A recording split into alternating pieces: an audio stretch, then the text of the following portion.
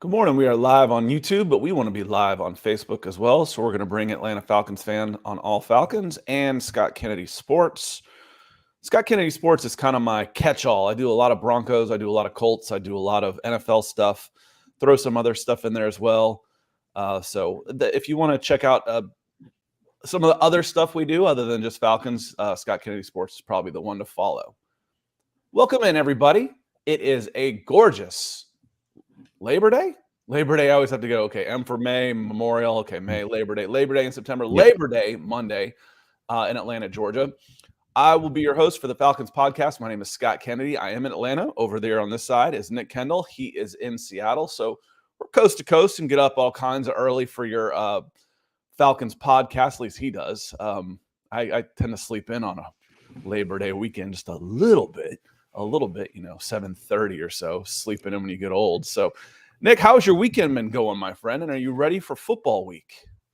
Yeah, definitely ready. I've been enjoying college football this week. I went out and climbed a pretty serious mountain on Saturday. That was a lot of fun. Yeah, my Hawkeyes are 1-0, so feeling well, excited about that, and all the young college quarterbacks as well. Very exciting week for the NCAA, man. There's a lot of good quarterback talent that I'm excited to see this upcoming year. Good. It's I always say it's cyclical.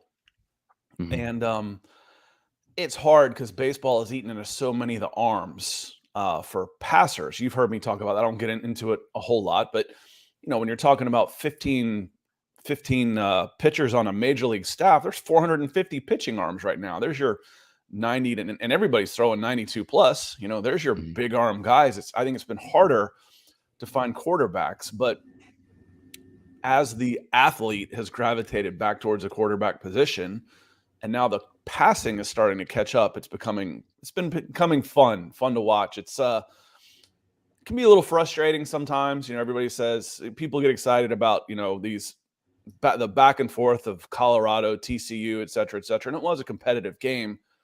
But man, 90-point football just doesn't do it for me, man. I'd rather watch basketball if I want to see a score on every possession than Mhm. football, where it's just like, especially with Gus Johnson doing. I'm like, Gus, I love you, man, but you're about to blow a fuse. Oh, what a play! Oh, what a play! Oh, what a play! I'm like, yeah, it's not that special anymore, man. Yeah, as a Bronx, Big get off Ten. my lawn. I know. As a Big Ten West fan, I can agree to that. If it's 13-10, then there's nothing better than that. It needs to be frost on the field and stuff like that.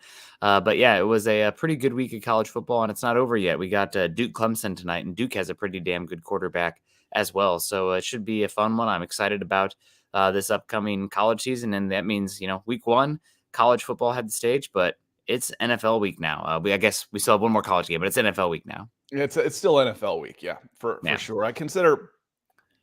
For NFL week ends on a Monday night. It ends on Monday Night Football, and then the week starts on a Tuesday. That's kind of how mine. But when there is no Monday Night Football for NFL, it's game week for sure. Let's say hello to some folks that have gotten in here nice and early. Michael Ranquillo coming in. Says good morning, Scott and Nick on the Falcons podcast.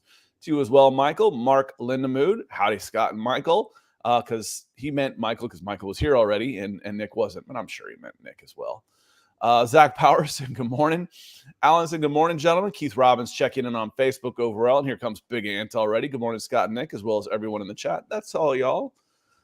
Steve Kennedy, I recognize this guy. Says happy Labor Day, gentlemen, to you as well. Brad Clark says, what a beautiful day. Rise up, so ready for NFL football this weekend. So excited. Yeah, when you get up in the morning here and it's in the mid-60s, don't be fooled. We got 90s coming. But it does feel a little crisper here. And Jason B, we got ourselves a Knowles fan. I watched some of the third quarter of that game when it was 17-14 coming out of half, and then Florida State just ran away with it. Looks like they're headed in the right direction after wandering around in the wilderness for a while. Yeah, I was really, really impressed with Keon Coleman, wide receiver transfer from Michigan State. He had 3 touchdowns in that game, and he's 6'4", 215, and he had some yak plays, the above the rim ability. This is going to be a pretty darn special wide receiver class. And on the positive side, I've talked a little negative too. What the hell is LSU doing with Harold Perkins? Last season, he was one of the top 2 pass rushers, maybe the best pass rusher in football as a true freshman. Now they have him playing more coverage snaps than rushing the passer, moving him to that stack linebacker spot. I mean, you're neutralizing your best guy and the most valuable part of your defense. I know he's a little small, but like the tape don't lie. He can get after it. I don't care if you're getting production. I don't care what your measurables are. I just don't care. And a pass rusher is worth 3x money wise to an inside linebacker type. So yeah, a little strange on there. Big Ant says FSU defensive line was really good. I yelled at the screen when they threw that. Like I said, I watched the third quarter. I yelled at the screen when they threw that personal foul for a late hit on Jared Verse. Look, Nick looks like he is frozen up on me, so I'll handle this one here for just a moment. Where they threw a late hit on Jared Verse where the guy was still inbounds fighting. I yelled at the screen. He runs off. Mike Norvell's yelling at him, and then they picked up the flag. I'm like, thank you. He was still in bounds and he was still fighting, or you couldn't tell. That certainly wasn't a late hit of sorts, an unnecessary roughness. So some of the things we want to get into today on the Falcons podcast, I want to talk some of the X factors on both sides of the ball. Who's one of those players that you're going to have to count on you're not really sure about that could have a big impact on either side of the ball. Comeback players. I got a candidate on both sides. Again, both sides of the ball. Then I want to talk about some of the ESPN went through strengths, weaknesses. We've been through all that a lot. If you're new and you're just catching up, and you want to ask those questions, fine. Otherwise, I do want to get into some of the unit rankings from ESPN and react to those. Quarterback, running back, tight end, offensive line, wide receiver, defensive line, interior, edge, linebacker, cornerback, safety. They rank the Falcons and all those, and I want to get into that a little bit. And then on Wednesday, we'll preview the Carolina Panthers game. So that's kind of the schedule as we get going. So first off, I want to talk about the X factors. Who are the X factors for the Atlanta Falcons? I think this one's pretty easy on offense. It's you know what you're going to get for the most part at every position except quarterback. So that one's really easy. What's your X factor for the Atlanta Falcons on the offensive side of the ball? It's Desmond Ridder. And Desmond Ridder might not be a wild variable. I think his ceiling might not be, Jared Allen, but it might not be a floor of Zach Wilson either. I think we've seen enough to know that he's going to take care of the ball a little better. He's going to manage the offense. He's going to get the ball to his playmakers, of which there are plenty. But we don't know that for sure. He might be able to spread the ball all over the place and push the ball downfield more. Throw for 30-plus touchdowns. I'm not expecting that. What I'm hoping to see is just like a 3-to-1 touchdown to turnover ratio. As we get into X factors, we've started on offense. And if Nick didn't hear me as he's coming back in, he could probably guess. Your biggest X factor on offense is a gimme. That one's an easy one, Nick. Biggest X factor, that could mean multiple things. To me, an X factor means you're not sure quite what you're going to get, could have the biggest impact on the outcome of your offense. Again, I think there's two of here that could really fall into that X factor as far as the biggest game-to-game, guy that's going to be a massive output person, but you're still not sure what you're going to get is Bijan Robinson because everything's going to run through him. And I mean, he's a rookie running back. There's no guarantees as much as the running back is translatable. For every Christian McCaffrey top, running back pick, you get a Leonard Fournette or a, Trent Richardson, right? I'm not saying Bijan's going to be that. From the little bit we saw, that I think is very translatable ability out there, but he's an X factor as well. And then Desmond Ridder is a complete X factor, right, and unknown for this team too. So I think you can go either way. I'm going to guess you went with Desmond Ridder. I went with Desmond Ridder because I think your running back depth is good enough that if Bijan Robinson has struggles, your offense can still be good. Mm-hmm. If Desmond Ridder struggles, you're in trouble. If he's playing poorly, you're coming in with Taylor Heineke, which could be okay again, and that's the X factor. The quarterback position is much more of an X factor to me than the running back position because you've got talent at running back. If I got to give the ball to Tyler Algier 20 times a game, I'm going to be all right on offense. I'm going to be okay.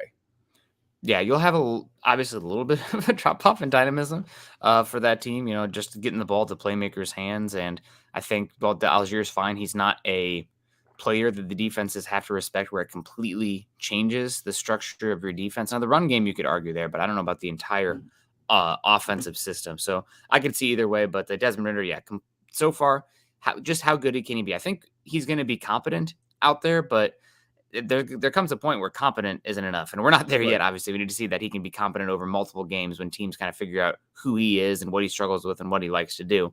But excited to see what he can be. He's a massive X factor, and the biggest X factor on this team, not only this season, but the next 2-3 seasons. Now, let me give you on defense. What would be that player on defense for you? The biggest X factor on defense? I've got lots of candidates here. Lots. Because there's so many more unknowns. There's so many more new faces. But who's the biggest one that the variance could be very wide on here that could have an impact for this? Somebody with high variance that could have a huge impact. I hate to go with the position. My first thought is Arnold Ebiketie, but I feel like the variance isn't as high for him as Troy Anderson at the second level. The athlete, the ability for him to be a pass rusher as well. I mean, they went after Caden Ellis, showing that I think that they want to be aggressive with their linebackers. Then you get an athletic freak in Troy Anderson, who played, running back, quarterback, linebacker at Montana State. I think he is a massive X factor for this upcoming season because the variance is going to be, I think, pretty large. The possible outcomes are big for him as well, especially because he plays linebacker. I mean, the instincts, the run fitting, all that stuff is still a question long-term for him, and that makes him a huge X factor on the defense. Yeah, and for me, I went, again, Keith Robinson's Anderson, which is one you said. You mentioned two guys, and then Roderick Cook comes in, Richie Grant, safety. I actually thought Jesse Bates. I just think his upside is so high that if he reaches those levels, I think could truly impact as a game changer this defense. And I start looking around the others. I mean, Caden Ellis could be that guy if he's able to get the sack ratio that he was last year. Calais Campbell, how much is he going to play? You've got so much more help around Grady Jarrett. Could his game jump up to another level? But for me, again, there's a lot of good answers here because there is so much new on the defensive side of the ball. But I went with Jesse Bates on this one just because. And you might say, well, his floor is really low. Well, these are the Atlanta Falcons we're talking. I mean, really high. His floor is really high. Yeah. I saw the look on your face like, what? His floor is really high. But these are the Atlanta Falcons we're talking about. And we've had our expectations blown up a lot and our hopes let down. So I'm going to go with him, just thinking that, this could be a perennial Pro Bowl player for the next 6-7 years. And if he's not, I think that's going to have a pretty detrimental impact on this team, Nick. And it looks like Nick has frozen back up again. So we'll go on and move on to the next one. The next one I had that I wanted to get to was bounce back players. Who are your bounce back players from last year to this coming year? And for me, my bounce back is on offense. It's Kyle Pitts. Kyle Pitts had about 400 yards or so. He has about 400 yards or so last year, coming off a 1,000-yard season. I think that Kyle Pitts is due for a big breakout type of year. So for me, the bounce back player is really your only. Who else could it be on offense? I can't even think of really any other type of a candidate for a bounce back player on offense other than Kyle Pitts for the Atlanta Falcons. Kyle Pitts makes a lot of sense for me. He's the one, coming off injury and everything like that as well. So he's the one I'm watching. Now I'm going to flip over here to my phone, Scott, because my Wi-Fi is just not doing it for me right now. So okay, well, I will be right back. I'll pop you out, and then once you give me a thumbs up when you're ready to come back in. Taquan Graham on defense, that's a good shout. He was playing at a high level. He just missed it. I'm thinking production. So a comeback player. I'm thinking of a bounce back who didn't necessarily have a good year, but is capable of having a great year. So for me, Big Ant, the next one, instead of like a comeback player of the year, somebody coming back from an injury, it's a little different for me in what I'm thinking. And I know Kyle Pitts got hurt, but he wasn't playing that well when he was out there. Relatively speaking. But the next answer for me on defensive side of the ball would be AJ Terrell. And we should be able to hear you okay, Nick. Yeah, hopefully. I had the task manager up so I could see that it wasn't the CPU or whatever, just the internet kept bouncing to the bottom. So I don't know what's going on. I'll have to run up there and speed it up. Can you hear me? Yeah, come a little closer. Okay, all right. Don't have my down here. Come a little closer. And then, so for me on defense, Michael Lewinsky took mine on the defensive side of the ball. I think AJ Terrell is capable of a bounce back year. Yeah. And honestly, some of the metrics went against him, Nick, but I didn't think he had that bad a year. I think it was the first game of the season he gave up 2 touchdown passes on perfect throws, where he has perfect position and the receiver just makes a play and that goes against you. I'm like, all right, what more was AJ Terrell going to do on that play? That I thought AJ had a decent season, but some of the metrics didn't back that up, where he was poor according to some metrics last year. And I think he's a lot better than poor. Yeah, I mean, they did change a little bit of the defense too. I know they kept the same defense coordinator, but he didn't have as much of that, cover 2 looks with AJ Terrell last year. I think they asked him to do a little bit more. And cornerback's a very fickle position as well. You see a lot of volatility week by week, year by year. So AJ Terrell is a really good shout out as well for the bounce back season. It's just, I think the bounce back really sets itself up to be more so Kyle Pitts, given the injuries he had and the expectation. I mean, no matter what, you're always going to be comparing him against the guys that went after him. Now that he's, year 3 as a tight end, the fact that you gave away trades to take him as well. You had options to move down where you could have gotten a haul. He needs to be one that steps up. So that's where my mind goes immediately for them. Just the bounce back for Kyle Pitts coming off that injury. Taking a look at the Falcons' schedule, a lot of the prognosticators are picking the New Orleans Saints as the team that's going to be the team to beat in the NFC South, and it's a small variable here. Again, you're like, how close is it? I think the betting odds are the Falcons have a 50% chance to make the playoffs and a 33% chance to win the division. One of the reasons why is the Saints are considered to have the easiest schedule in the NFL, followed up by the Falcons. And maybe the reason why the Saints are considered easier than the Falcons is because the Saints play the Falcons twice, and the Saints are considered to be a little bit better. So we will see on that one. One of the things that struck me as a little that caught my attention talking about the NFC South was when ESPN projected the lowest points scored against. So who's going to have the best scoring defense? The team that they came up with for that had the second best was the Saints. So they say the Saints are going to have the second best scoring defense in the NFL. That one caught me by surprise to a certain extent. Bobby Carter for his players, he comes up with Scotty Miller, and we'll see. I don't think Scotty Miller's got quite the upside, but Jeff Okudah as a bounce back player. Now, here's my question on Jeff Okudah. What's he bouncing back from? He's never been there. So Kyle Pitts has a Pro Bowl to his name, 1,000-yard season as a rookie, and then he dips down into about 400 yards into a subpar season. He's bouncing back to a level that we know he can get. Jeff Okudah is bouncing back to draft night. That's probably the highlight of his NFL career, to be honest with you. I mean, bouncing back to the caliber of prospect we all thought he was and could be. I mean, going 3 overall, talking about high draft picks, I guess he's one, but I would put him more in the dark horse candidate, right? Because he's one that people have forgotten about, especially playing defense for that Lions team. So I don't know if he'd qualify as a bounce back. I think my mind goes to, obviously, the guys that we talked about here. Maybe you could say Bud Dupree as well as another potential bounce back, because he's dealt with some injuries and he's had some really high seasons. So maybe he could be a possible bounce back for this team, back to the level that he was before the injury started to zap him. So that's another one that I think deserves a shout out. That's a great call.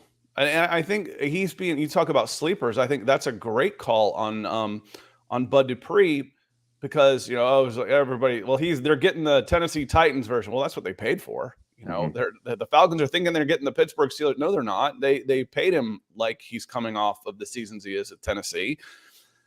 And that's an improvement over what the Falcons have had in depth. So if they get anything more in him, I think that works. That's just gravy. The Falcons are 24th in power rankings.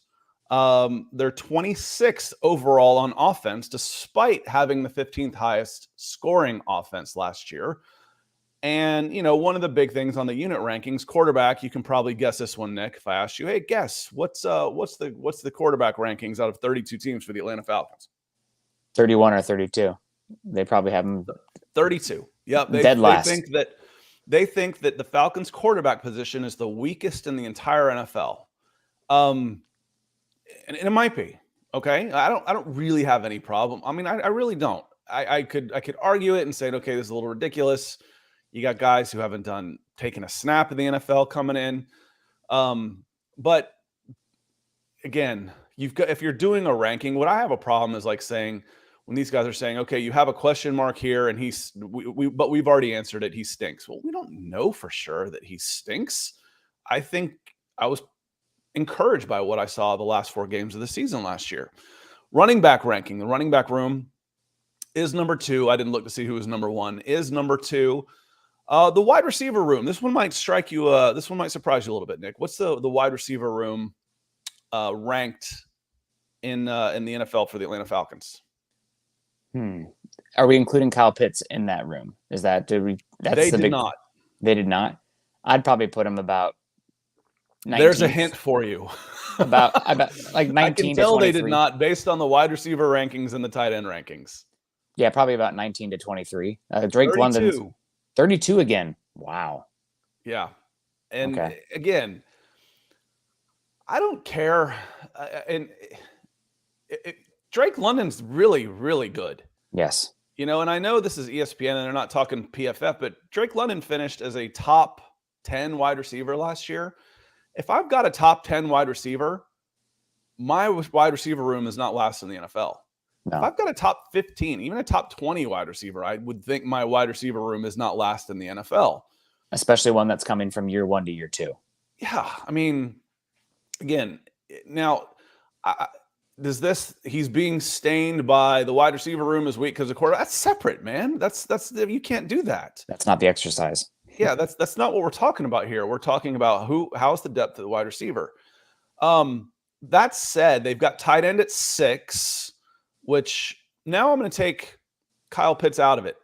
How many snaps did Kyle Pitts take at wide receiver percentage-wise last year, Nick? And it was almost the same as first year versus hand in the dirt tight end. So you're including in big slot? Is that Slot's wide receiver? Yeah, slot's considered a wide receiver. They call it a slot receiver and a wide receiver are fairly synonymous. I'll go with he played 50% in X or slot. It was closer to 75. Wow. Okay. It was like 71 and 73. Okay. Over his first 2 seasons was either in the slot, which was the most of them, and then out wide. He played as many snaps in an X or Z out wide as he did as an inline tight end. Inline. Wow. I mean, it was very similar. Good luck when they try to tag him. If I'm going back and say, here's my wide receiver room where I'm taking 75% of my snaps with my wide receivers being Drake London and Kyle Pitts, is my wide receiver room really a 32 with Mac Hollins coming off a 700-yard season, which is a career high for him? I think it's underselling the overall guys. Of course, it's not 32. And I think it's underselling what Mac Hollins can be specifically in this type of offense. I mean, if you're talking about a high volume passing attack, then maybe Mac Hollins isn't what you want. But for a team that's looking to create explosives more so with the pass game and have that big physical threat with Mac Hollins, I mean, he's a very, very good option for the offense. So no way. I think if I'm including Kyle Pitts, they're probably 15-ish right now, just because you still have 2 questions about them. I'd probably put them middle of the pack. Massive upside, but questions. Yeah. Still, there's some really good wide receiver rooms without Pitts. And Jonnu Smith is a pretty good tight end. I mean, he's just average. I would consider him like a neutral war guy. Yep. That if I had is Jonnu Smith, a wins against replacement would be fairly even. He was 500 yards and 8 touchdowns his last season in Tennessee with Arthur Smith. That'll work. That'll play. out of my tight end position because, again, 75% of the time, Kyle Pitts isn't lining up at tight end. I want to say hello to some folks real quick. We've got about 5 to 10 minutes left here before we get out of here. Victor showing back up. He says, hey, guys, long absence here because he was moving to Italy. Victor was running the Brazilian Falcons podcast, which was cool, and he was moving to Italy, which is very cool. He says he's been watching, excited for the season. We'll appreciate you being here as well. Lyric's mom says, hey, Scott, how are you? I'm finally glad I caught you laughing. And we're glad you're here. Thank you. Thanks for being up here. Let me see. I wanted to say hello to some other folks. Keith McCants has a question. Good morning, Keith. Is it realistic the Falcons defense will be ranked in the top 10 this year? I'm bullish on those guys. Scoring, I think, would be much more possible than total yards because you're going to give up. We saw them bend but don't break. We saw a lot of that. And if they control the ball, the possessions will be limited for the opposition, Nick. Baby steps. The Falcons defense has been pretty damn horrific, especially in the defensive line and pass rush department. So a jump to the top 10, while not impossible, I would say is rather improbable. Also, I mean, just how many, absolute, no doubt, blue chip kind of guys do you have on the defense still? I like the depth. I like a lot of the pieces that you have, but like guys who not forget the Pro Bowl because that's, a popularity contest at this point, but all pros. I mean, how many of these guys actually could qualify for all pros? I think you have an argument for Grady Jerry, but there's a lot of very good defensive tackles right now. I think he's more in the Pro Bowl category than all pro. AJ Terrell, probably more so in the Pro Bowl than the all pro. And Jesse Bates, I think he's closer to the all pro candidate than the other two are just because probably the competition there. But all that to me says probably not a team that I'd be betting on the top 10 of defense. Maybe, again, like you said, points because they're going to have less possessions per game to go against. But the yards per play, points per possession, probably not as much of an indicative of a top 10 defense. But more so, if anything, anything in the top 15, top 20 is a marked improvement to where you've been. Yeah, from scoring, I think the Falcons were 15th last year on offense. I think they have a chance to jump, which is just a field goal more that would have put them in the top 10 in scoring offense. I think that's realistic.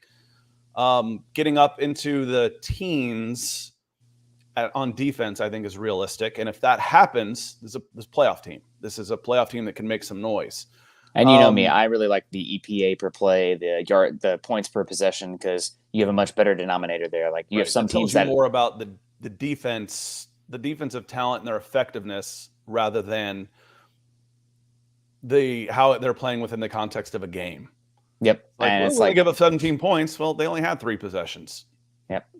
Yeah. I mean, there's some teams by the end of the year, they have like literally 600, 700 more snaps. They've played almost an entire other game. So if you look at the volume, it's not always the most indicative of who they are. Professor Orange and Blue says, if I remember correctly, I think you said Kyle Pitts was 72% in the slot and X on a Bronco podcast. That was Greg Dulcich, and I had just looked up Kyle Pitts at the same time because I consider these guys big receivers. It doesn't matter what – I put this actually in the chat of a different podcast that I was watching. When you throw the ball to a player, his title becomes intended receiver. It doesn't become running back. It's not running back. It's not slot. It's not wide receiver. It's not tight end. It's intended receiver. Kyle Pitts and Greg Dulcich, for those of y'all don't know who he is, he's a Kyle Pitts light. That's what they drafted him for in the 3rd round. He's a lighter side tight end. Kyle Pitts is Kyle Pitts. You know who he is. Yeah. But those guys are receivers. Don't call them wide receiver. Don't call them slot. They're intended receivers. That's their position. Defensive side of the ball. And I think one of the reasons why the Falcons fans are optimistic about this team was we mentioned 8 for the offensive line. I think that actually could be a little low. I think the offensive line could be in the 5s range, but you know what? That's close enough. Interior defensive line for the Atlanta Falcons is now ranked, Nick. Give me a number. 9th. 3rd. Wow. 3rd. That's amazing. God, what a difference. So if you're talking about reasons to be optimistic for the Atlanta Falcons, they think your receiver core is a 32. It ain't. They think your quarterback's a 32. Probably ain't. But they do think your defensive line is a 3. Okay, it might not be either. That might be a little high. But the fact is, you're talking a legit team on both sides of the trenches. Now, the bad news is, Nick, is at edge. Where do they rank the pass rushing guys? 30th. 30th, right on the nose. Boom. And I think that's fair. You got more depth, which should help across the course of 4 quarters. But your edge rushers have been non-productive since I don't even know when. 2016, Vic Beasley. I honestly, I don't remember the last time the Falcons had a guy out there on the edge that I felt could go out there. I felt confident in going in and make a play. Yeah. In fact, we mentioned the big X factor being Ebiketie or even Bud Dupree, guys who could make a big difference. The edge position, I've said on every single one of these shows, the spot that this Falcons team could really use a true bona fide, no doubt difference makers, that edge spot. A, because of the value of the position, but also B, just where the roster is set up right now. So I think 30th is a fair ranking.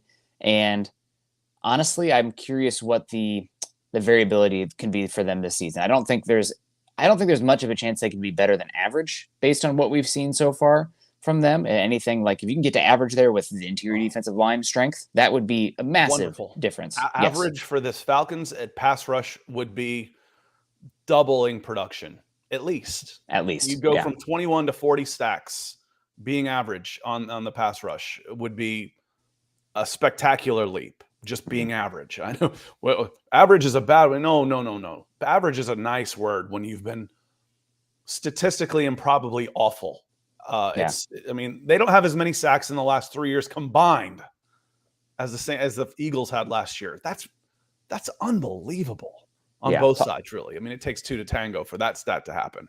Talk about a denominator stat there, but that's a big one. Also, you're not spending average money or resources at edge either. So if you can get average, that's, your ROI is pretty good there, and still long-term questions at that spot. So that might be the biggest question. You're set up to where you want to, the Falcons would love to dump a first-round draft pick or $15 million into an edge and get that production. Would love it. They do it in a heartbeat. Just hasn't worked out that way yet. In the 3 years that Arthur Smith and Terry Fontenot have been in charge, it hasn't quite worked out.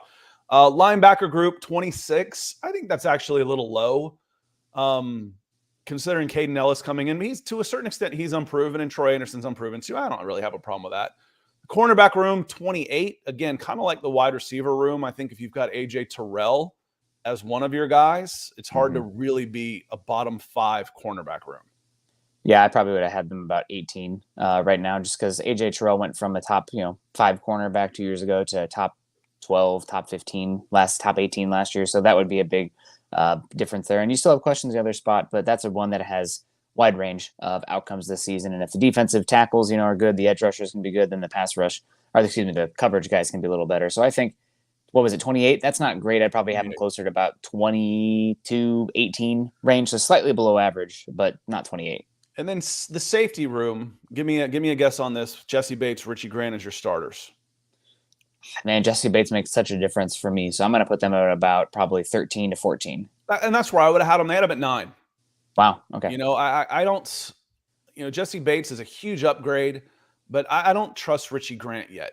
I don't. And I don't think Richie Grant right now is even an average starter in the NFL through his first 2 years. Now, can he make that leap? If he makes that leap and becomes average, and let's say he becomes 32 out of 64 starters, then that's average. And then you've got a top 10 guy in Jesse Bates, possibly. Then we're talking possibly, top 10, but top 5, maybe. I think that's a little high for me right now. Yeah, I'm curious to see what Hellman's can do as well in that rotation. He might push Grant, or you might be working in more. If cornerback is 28, maybe you're playing more dime and you're figuring out a way to get 3 safeties out there. So I could definitely see 9. And we got Keith and Ellen Johnson coming in saying Hellman is a big surprise. He's been awesome. You might even argue he was the MVP of preseason for your Falcons. Marco Helms he's coming for Richie Grant's job, and having that depth and that competition is wonderful. If Richie Grant isn't cutting it, guess what? DeMarco Helms is coming for you. Yeah. Everybody stay healthy. May the best man win. That's all we're asking for out of that position group. On that note, as Michael says, appreciate you, Michael, says everyone have a fun and relaxing Labor Day. We are going to hop out of here real quick. We'll be back on Wednesday morning at 9 a.m. Eastern time, and we'll go for the full hour plus on Wednesday as we get ready for, we'll look more into the Carolina Panthers and previewing the next game, the first game. And moving forward, the Monday after that, we'll start reflecting back on the Sunday's action. So it's our last Monday podcast without Falcons football game to review. I'm looking forward to getting there and watching some football and talking about what we saw instead of all this prognostication, Nick. Yeah, prognostication is fun, but it's also nice to analyze new data here and, and then prognosticate. Yeah, we'll prognosticate based on the new data and, overreact to the small sample size, but should be a good one. I'm excited for this Falcons team this year. It's been a good offseason for them as well. I mean, when we first started doing these Falcons shows, Scott, we're like, it's going to be a little bit of a slow burn, slow rebuild because they have to get out of this cap hell. But Arthur Smith seems like the guy. The infrastructure they built on offense seems like a style that should work really well with where defenses are at in today's NFL. And it's going to be a fun season. So excited to see what this Falcons team can do. And hopefully get my Wi-Fi right by the time we are back Wednesday. Heck, by the time the next show starts. Keith asks, how do I get more badges on my Facebook profile in the chat? More stars. And then you get that top contributor badge. That's a big one. I'm not sure what the heart one is that Keith and Ellen Johnson have. What's that one say? The badge they've got is a top fan. So they're probably liking and sharing all kinds of stuff. Keith's in here all the time. So pick one. I feel like, Keith, you come in on both channels on Atlanta Falcons fans and Scott Kennedy Sports sometimes. So grab one and share and like and all that kind of stuff. That's the best way to get those badges from Facebook because it's the best way to help the show and help support us. So yes, everybody have a fantastic Labor Day. And Dominic says, get that Broncos banner off the wall. Yeah, we'll talk to him about that. No, Nick's good about that. He just focus on the face and not the background. He's pretty good about this stuff. Or I wouldn't do it with him. Y'all know that. We're gonna get out of here. We'll be back Wednesday morning. We're gonna hop over to Broncos for Breakfast right now on Mile High Huddle on YouTube. If you want to continue the conversation, come on over, follow us over there, and we will we'll be over there in just a moment to talk some Broncos football. And then we'll be back on Wednesday. If not, go out and you'll have a fun, safe Labor Day weekend. Enjoy the extended holiday. If you've got kids, they're off in Fulton County Tuesday and Wednesday also. So it's a nice long week for us. Y'all have a great day. Appreciate you being here, and we'll see you next time.